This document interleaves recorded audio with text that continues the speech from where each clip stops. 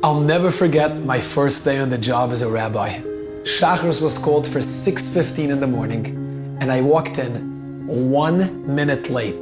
The digital atomic clock on the wall read 6:16. When I walked into shul, I was in for the shock of my life. I noticed that most of the elderly members of the congregation were already sitting wrapped up in their talis and tefillin, waiting to start davening.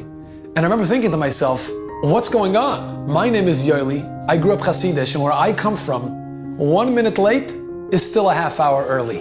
I quickly put on my talis and tefillin and davened. After davening, I remember a 90-year-old man walked over from the back of the shul, came over to me and introduced himself as Amram Duytch. He welcomed me to the shul, congratulated me on my new position. And then he said to me, Rabbi, I noticed that you were late this morning. Rabbi, it really hurts me to watch people come late to davening. Please, try to be on time tomorrow. I was so ashamed and so embarrassed. I resolved right then and there to come a half hour early the next day. I was determined not to be outdone by a 90-year-old congregant.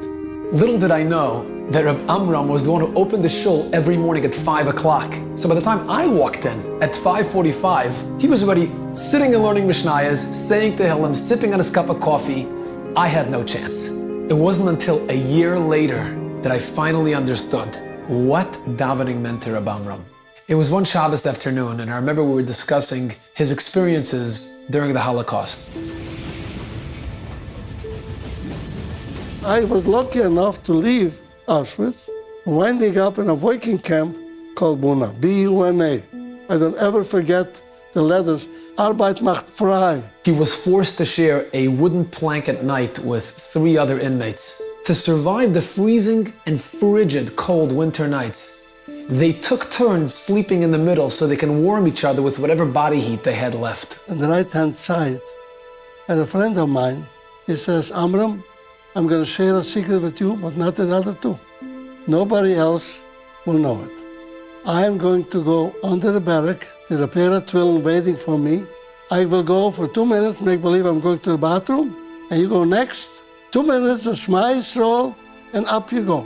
Rabbi Amram turned to me and he said, Rabbi, for 6 months, until we were transferred to Bergen-Belsen, and we couldn't take the tefillin along, my friend and I woke up every morning, 15 minutes before roll call, and sneaked out of the barrack, crawled underneath. We took turns to put the tefillin on.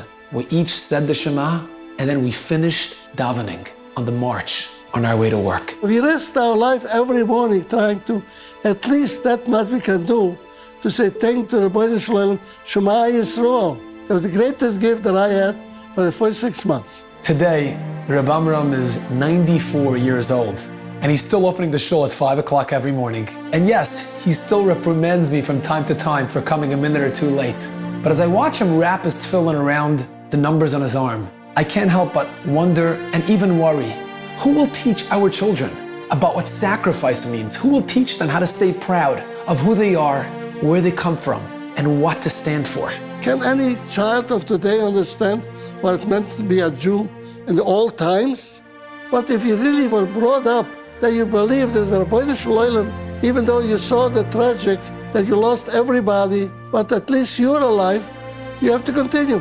Once a year, Hashem tells us, get together as a family, parents, grandparents, or whoever might be connected to the past.